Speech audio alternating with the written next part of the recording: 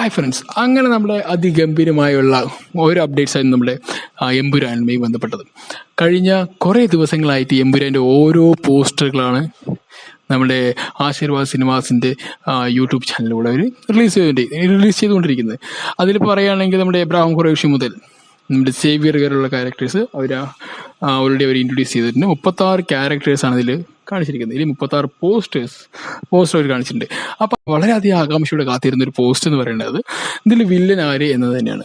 അപ്പോൾ ഈ വില്ലനെ കുറിച്ച് നമ്മൾ കുറേ പേര് അഭ്യൂഹങ്ങളൊക്കെ ഉണ്ടായി, കുറേ പേർക്കുണ്ടായി അഭ്യൂഹങ്ങൾ. കുറേ പേര് സോഷ്യൽ മീഡിയ തന്നെ കുറേ വാദിക്കുന്നുണ്ട്. ചിലപ്പോൾ ഫഹദാവാം, അല്ലെങ്കിൽ ചിലപ്പോൾ അതിൻ്റെ അപ്പുറത്ത് വല്ല നമ്മുടെ ഡോൺലി ആവാം എന്നൊക്കെയാണ് പറയുന്നത്. കാരണം എനിക്ക് തോന്നുന്നത് ഈ നമ്മൾ ഒരിക്കലും പ്രതീക്ഷിക്കാത്ത ഒരു വില്ലൻ എൻട്രി ഉണ്ടാവും. ചിലപ്പോൾ ഹിന്ദി നടന്മാരൊക്കെ ആയിരിക്കും വരിക, പറയാൻ പറ്റില്ല. ചിലപ്പോൾ ഒരു പൃഥ്വിരാജിൻ്റെ ഒരു കണക്ഷൻ വെച്ച് നോക്കുകയാണെങ്കിൽ ചിലപ്പോൾ എന്താ പറയുക, നമ്മുടെ അക്ഷയ് കുമാറിനെ കൊണ്ട് ഇടാനുള്ള സാധ്യതയൊക്കെ ഉണ്ടായിരിക്കും. കാരണം അക്ഷയ് കുമാറും ഇപ്പോൾ നമ്മുടെ പൃഥ്വിരാജൊക്കെ ഭയങ്കര കണക്ഷൻ ആയതുകൊണ്ട് ചിലപ്പോൾ പറയാനൊന്നും പറ്റില്ല. കാരണം എന്ത് സംഭവിക്കാം. പക്ഷെ ആ വില്ലനിലാണ് ഈ സിനിമയുടെ വേറൊരു എന്താ പറയുക ജീവൻ ഇരിക്കുന്നതാണ് ഞാൻ വിശ്വസിക്കുന്നത്. കാരണം എന്താ പറഞ്ഞാൽ ഇപ്പം നമ്മളെല്ലാവരും പ്രതീക്ഷിക്കുന്നത് ഇത്രയധികം ഒരു ക്യാൻവാസ് ഉണ്ട് ഇല്ലേ ഈ സിനിമയെ ബന്ധപ്പെട്ടത്. ഇത്രയധികം എബ്രാഹിം ഖുറൈഷി വരുന്നൊരു സാമ്രാജ്യം ഈ ലോകം മുഴുവൻ കീഴടക്കിയിരിക്കുന്ന ഒരു വ്യക്തിയാണെന്നും, അപ്പോൾ അതിനെ എതിർക്കാൻ പറ്റിയ ഒരു ക്യാരക്ടർ അല്ലെങ്കിൽ അതിനെ എതിർക്കാൻ പറ്റിയൊരു വില്ലനാണ് ഞാൻ നമ്മളെല്ലാവരും നോക്കുന്നത്. അപ്പോൾ അത്രയും വലിയൊരു വില്ലൻ നമ്മൾ എക്സ്പെക്ട് ചെയ്യുന്ന ഒരു പ്രേക്ഷക നിലയിൽ എക്സ്പെക്ട് ചെയ്യുന്നത്ര വന്നില്ലെങ്കിൽ നമുക്ക് ഭയങ്കര നിരാശയാവും. അത് ഈ സിനിമയുടെ ഈ പോസ്റ്റേഴ്സിൽ കണ്ടപ്പോൾ നമുക്ക് മനസ്സിലായി വന്നു. എനിക്ക് ഒരു തോന്നലാണ്. കാരണം എന്താണ് സംഭവിക്കാൻ പോകുന്നതൊക്കെ ഇനി ഇപ്പോൾ തിയേറ്ററിൽ വരുമ്പോൾ ഈ മാർച്ച് 27 ഈ സിനിമ റിലീസ് ചെയ്യും. അപ്പം അത് നമുക്ക് പറയാൻ പറ്റത്തുള്ളൂ. പക്ഷേ വില്ലൻ നമ്മൾ പ്രതീക്ഷിക്കുന്നതിൻ്റെ അപ്പുറമാണെങ്കിൽ പിന്നെ ഒരു ചെറിയൊരു സ്പാർക്കും കിട്ടി. ഈ പടം അങ്ങോട്ട് കൊളുത്തും. എന്തായാലും ഒരു 3 പാർട്ട് എടുക്കും പറഞ്ഞുകൊണ്ട് തന്നെ നമുക്ക് എക്സ്പെക്ടേഷൻ ഉണ്ട്. കാരണം ഇതിലേക്ക് കുറച്ചുകൂടി ഒരു വൈഡ് ആംഗിലേക്ക് പോകാൻ ചാൻസ് ഉണ്ടായിരിക്കും. കാരണം രണ്ടാമത്തെ പാർട്ട് ഇത്രയും വലിയൊരു ക്യാൻവാസ് ആണ്.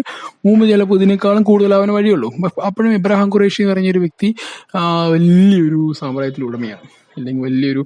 അപ്പോൾ ഈ എബ്രാഹിം ഖുറൈഷി എങ്ങനെ സ്റ്റീഫൻ നെടുമ്പള്ളിയായി എന്നൊരു വലിയൊരു ചോദ്യം കൂടിയുണ്ട്.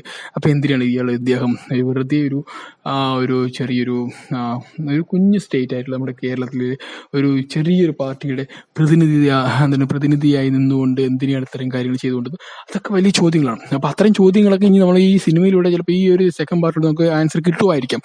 അല്ലെങ്കിൽ ഈ പറയുന്ന നമ്മുടെ പി.കെ. രാംദാസ് എന്ന് പറഞ്ഞ വ്യക്തിയുമായിട്ട് എങ്ങനെ ഇദ്ദേഹം കണക്ട് ചെയ്യുന്നു?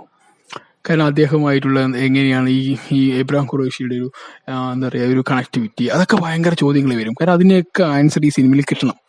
ഈ സെക്കൻഡ് പാർട്ടിൽ ഇതിനെല്ലാം ആൻസർ കിട്ടിയാൽ മതി തേർഡ് പാർട്ടിലേക്ക് ഇതിൻ്റെ എന്തുകൊണ്ടെന്നുള്ളതൊക്കെ ചിലപ്പോൾ വരാൻ സാധ്യതയുള്ളൂ. കാരണം എങ്ങനെയാണ് ഈ പി.കെ. രാംദാസും പിന്നെ ഇതിൻ്റെ ഈ സ്റ്റീഫൻ നെടുമ്പള്ളി എങ്ങനെ എബ്രാഹിം ഖുറൈഷിയായി, അങ്ങനെ കുറേ ചോദ്യങ്ങൾ കിട്ടും. അപ്പോൾ അതൊക്കെ ചോദ്യങ്ങൾ വരുമ്പോൾ വലിയൊരു വില്ലനെ കാണിക്കേണ്ടി വരും. അല്ലെങ്കിൽ ഈ ലോകത്തിന് മുന്നിലേക്ക് വലിയൊരു ക്യാൻവാസിലേക്ക് പോകുമ്പോൾ ഒരു ഏറ്റവും എക്സ്ട്രീം ആയിട്ടുള്ള വില്ലൻ വരണം. അപ്പോൾ നമ്മുടെ ഗെയിം ഓഫ് ത്രോണിലൊരു മെയിൻ ക്യാരക്ടറൊക്കെ ചെയ്ത വ്യക്തിയുണ്ട്. പക്ഷെ അദ്ദേഹം വലിയ പോപ്പുലർ ഒന്നും അല്ലെങ്കിൽ, പക്ഷേ അദ്ദേഹം ഗെയിം ഓഫ് ത്രോണിൽ ഒരു മികച്ച നല്ലൊരു കഥാപാത്രം ചെയ്ത വ്യക്തിയാണ്. അത് കണ്ടിട്ടുണ്ടെങ്കിൽ അദ്ദേഹത്തിന് അറിയാൻ പറ്റും. ഭയങ്കര രസമായിരുന്നു അതിൻ്റെ ക്യാരക്ടർ.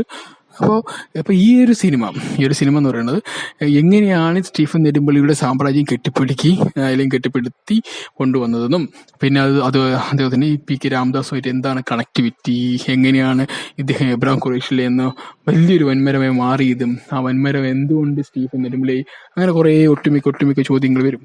അപ്പോൾ അത്തരം ചോദ്യങ്ങളൊക്കെ ആൻസർ ഈ സിനിമയിലൂടെ തരാൻ പറ്റുമെന്നാണ് ഞാൻ വിശ്വസിക്കുന്നത്. അപ്പോൾ എന്തായാലും മോഹൻലാലിൻ്റെ സിനിമ വരുന്നു, അത് പൊടിപൂരമാവും എന്ന് വിശ്വസിച്ചു കൊണ്ട് തന്നെയാണ് ഞാനും പ്രതീക്ഷിക്കുന്നത്. കാരണം നമുക്ക് എല്ലാവർക്കും ഏറെയധികം പ്രതീക്ഷയുണ്ട് ഈ സിനിമയെക്കുറിച്ച്. കാരണം ഓരോ ദിവസവും ഓരോ പോസ്റ്റ് ഇടുമ്പോൾ നമുക്ക് കിട്ടിയൊരു എക്സൈറ്റ്മെൻറ്റ് വളരെ വലുതായിരുന്നു. അപ്പോൾ അതുപോലെ തന്നെ എബ്രാഹിം ഖുറൈഷി ആയിട്ടുള്ളൊരു പോസ്റ്റർ വളരെ അധികം എന്താ പറയുക കേടുപാടുകളൊന്നും ഇല്ലാതെയാണ് ആ ഒരു പോസ്റ്റ് വന്നത്. കാരണം നമ്മൾ പ്രതീക്ഷിച്ച് ഒരു സ്റ്റിക്ക് ഓൺ ആയിരിക്കുന്ന ഒരു മോഹൻലാൽ ഇങ്ങനെ ഒരു ഹെലികോപ്റ്റർ പറന്നു പോകുന്നൊരു സീൻ അത് കണ്ടായിരുന്നു. പക്ഷെ അതല്ലാതെ എബ്രാഹിം ഖുറൈഷി ആയിട്ട് അവതരിപ്പിച്ചുകൊണ്ടൊരു പോസ്റ്റ് അവരിട്ടത് വേറെ രീതിയിലായിരുന്നു. പക്ഷേ അത് എന്താ പറയുക, എനിക്ക് തോന്നിയത് പഴയ കുറേ സിനിമകളിൽ മോഹൻലാൽ താഴ്വെച്ച പരിപാടിയില്ലേ, അതേപോലെ ഇപ്പോൾ എന്താ പറയുക, എനിക്ക് തോന്നിയത് നമ്മുടെ ആറാട്ടിലെ ആ ഒരു ലുക്കായിട്ട് കണക്ട് ചെയ്യുന്നതാണ് എനിക്ക് തോന്നിയത്. ആറാട്ടിലെ ആ ലുക്ക് ഉണ്ടല്ലോ, ആ ഒരു താഴ്വെച്ച ആ ലുക്കായിട്ട് കണക്ട് ചെയ്യുന്ന പോലെ തോന്നി. അപ്പോൾ എങ്ങനെയാണ് കാരണം അതിലിപ്പോൾ സ്റ്റീഫൻ നെടുമ്പള്ളി ആയിട്ടുള്ള ഒരു ലുക്ക് വരുമ്പോൾ കുറച്ച് കൂടുതൽ താടിയൊക്കെ ആയിട്ട് മീശ ചെറിയൊരു റൈസ് ചെയ്തിട്ടുള്ള പരിപാടിയാണ്. പക്ഷെ നേരെ ഇബ്രാഹിം ഖുറൈഷിലേക്ക് പോകുമ്പോൾ അദ്ദേഹം കുറച്ച് നരച്ചിട്ട് ഒരുമാതിരി ഒരു ലിറ്റിൽ ബിറ്റ് ഓൾഡ് ആയിട്ടുള്ള ഒരു വ്യക്തിയും അദ്ദേഹം കുറേ കൂടി എന്താ പറയുക സ്റ്റിക്ക് ഓൺ ആയി നിൽക്കുന്ന ഒരു മേജർ ക്യാരക്ടർ. പക്ഷെ ഇതിൽ കാണിച്ചപ്പോൾ ഒരു ചെറിയൊരു ആറാട്ടിലെ മോഹൻലാലിനെ കണ്ടപ്പോൾ തോന്നി. അപ്പോൾ എന്തായാലും പടം വരട്ടെ. പടം വരുമ്പോൾ നമ്മൾക്ക് ഏറെ പ്രതീക്ഷിച്ചുകൊണ്ട് കാത്തിരിക്കുന്ന ആ വില്ലൻ ആരാണെന്ന് അറിയാം.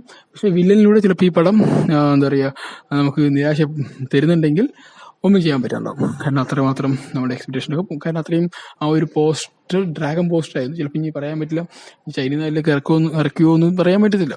ഓക്കെ, ചിലപ്പോൾ നമ്മുടെ അക്ഷയ് കുമാർ ആയിരിക്കാം, അല്ലെങ്കിൽ നമ്മുടെ സൂര്യ ആവാൻ ചാൻസ് ഉണ്ട്.